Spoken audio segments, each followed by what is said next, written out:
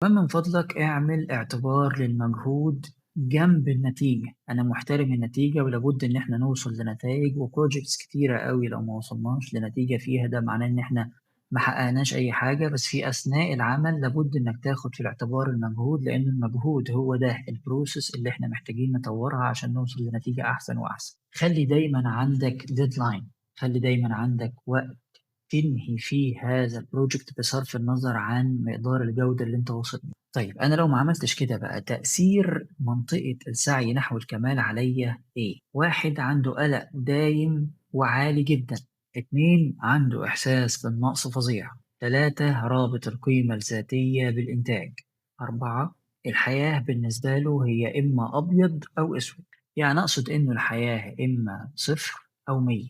مع العلم إنه على أرض الواقع ما بين الصفر والمية في أرقام كتير أوي، في 100 رقم ما بين الصفر والمية، ده غير الأرقام اللي بين الأرقام. طيب مين بالظبط بيعمل كده، أو ما هي صفات الشخص اللي بيعمل كده؟